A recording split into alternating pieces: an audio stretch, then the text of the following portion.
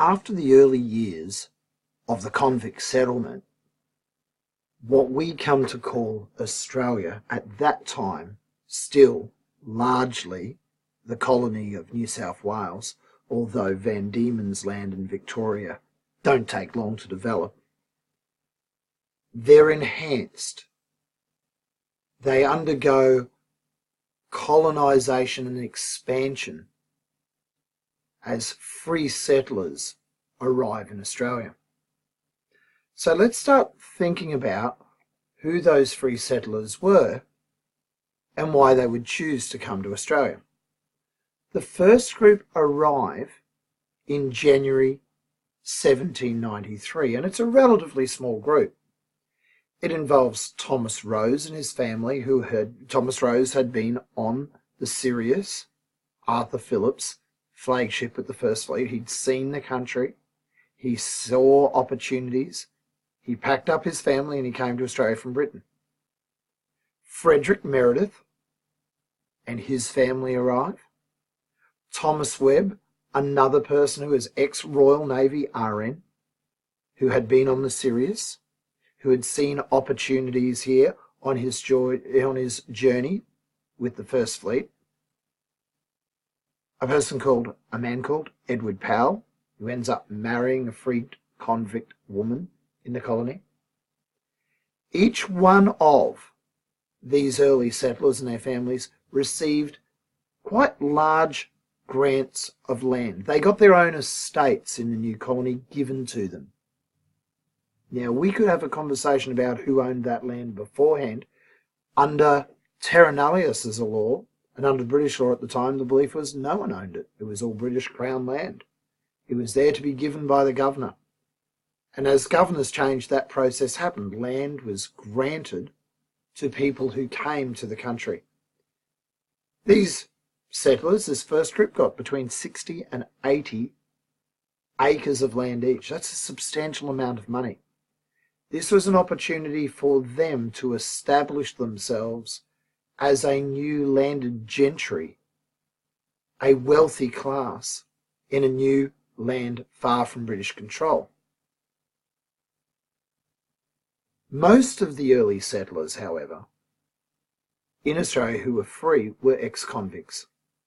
You had received perhaps your ticket of leave for good behaviour. You'd been released from the convict settlement, and you would work in the new colony. You had no opportunity to go home. You couldn't afford the journey.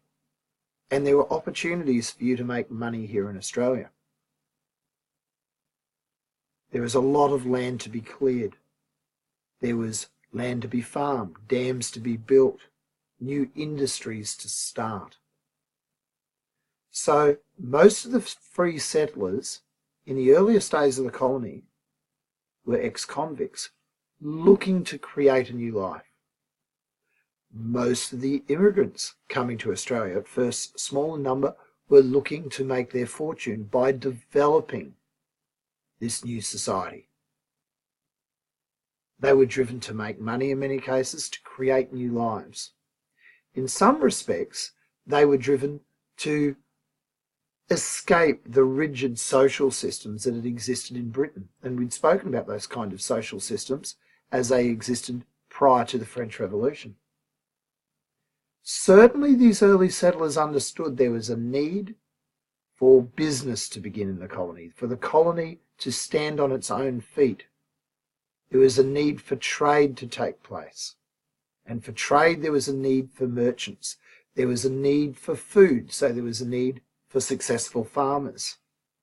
There was a lot of money to be made if you were the right person coming to the Australian colony, New South Wales, and then soon after that, the new colonies that existed in Victoria and Van Diemen's Land, Tasmania. The British government encouraged this free settlement.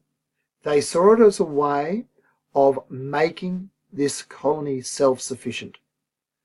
There would be no more need to send fleet after fleet of supplies to the new land if the colonists themselves could provide for themselves. So then, why would you come to New South Wales at the start of the 19th century? I guess it's fair to say that the new colony represented new opportunities. It gave a chance to break free, to create a new life, free from rigid social structures and hierarchies that existed in Britain. I'd like you to imagine the French Revolutionary era of the 1780s, where you had a rigid first, second and third estate. Britain had a rigid class system also. If you were an ambitious person, if you wanted to make power, you could get away from the rigidity of that British system. Get out of the Industrial Revolution cities. Find a new life. Take up new land. Make money in these new colonies. Now let's talk about this rigid class system a little more, because in Australia there was a sense that we had a growing egalitarianism, a belief in equality. It didn't matter who you were. You could rise to the top of this new colonial society. British society was rigid. There was a lower class, an unemployed class. Many of these people were almost refugees from the countryside where they had been thrown off their land. They were unemployed. They made up the workhouses of Britain in these industrial towns. They ranked even below what we would recognise as the working class, the factory workers.